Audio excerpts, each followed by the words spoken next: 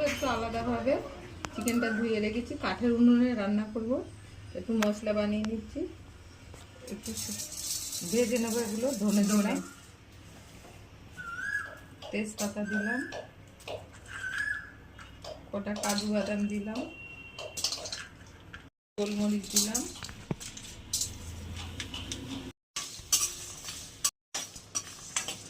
গরম মশলা দিলাম গোটা। এগুলো সব বেটে নেব।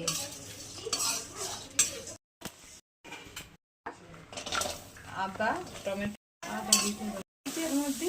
এবার টমেটোটা দিয়ে দেবো।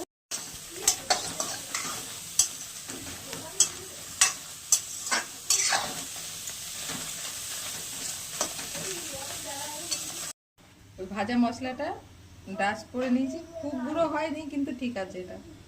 আর এই যে এখানে রসুন, পেঁয়াজ, আদা, লঙ্কা, টমেটো এটা একটু নাড়াচাড়া করে নিয়েছি, বেটে নেবো।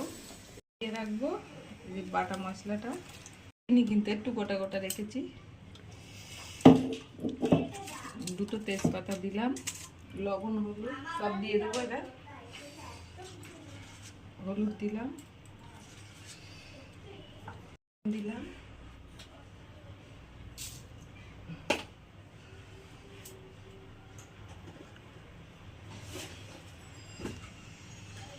একটু গুঁড়ো দিলাম,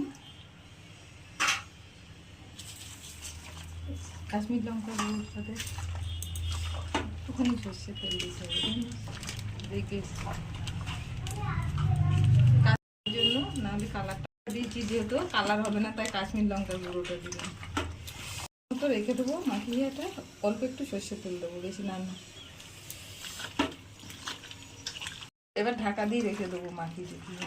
আমি 8 ঘন্টায় রাখবো, বেশি রাখবো না। উনুনে ভাত করলাম, এবার মাংস করবো। ভাত নামিয়ে নেবে নিয়েছি। এবার আলুগুলো লবণ হলুদ মাখানো আছে, ভেজে নেবো। কড়াই তেল দিয়েছি,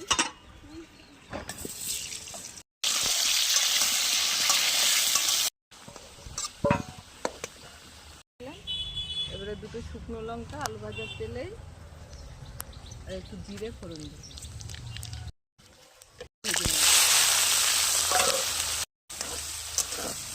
ঠিক আছে, এবার মাংসটা মাখিয়ে রেখেছিলাম মশলা দিয়ে দেবো। কিছুক্ষণ কষানোর পরে আলুটাও দিয়ে দেবো। জল দিয়ে দিলাম, দিয়ে দিলাম।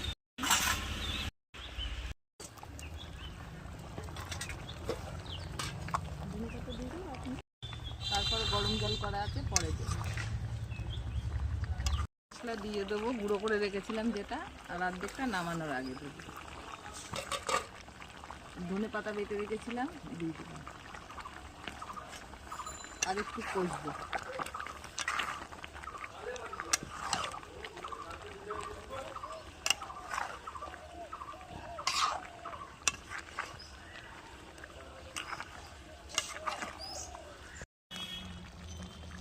রেখেছিলাম আগে, অল্প দেবো, গ্রেভি তো হবে একদম মাখা।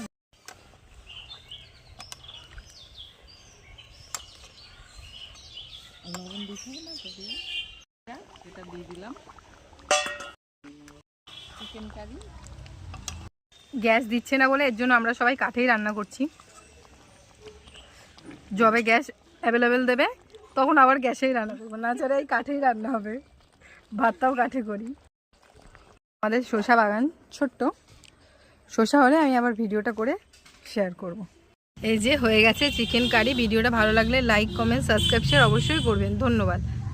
আর আমার চ্যানেলটাকে অবশ্যই কিন্তু সাবস্ক্রাইব করে দেবেন।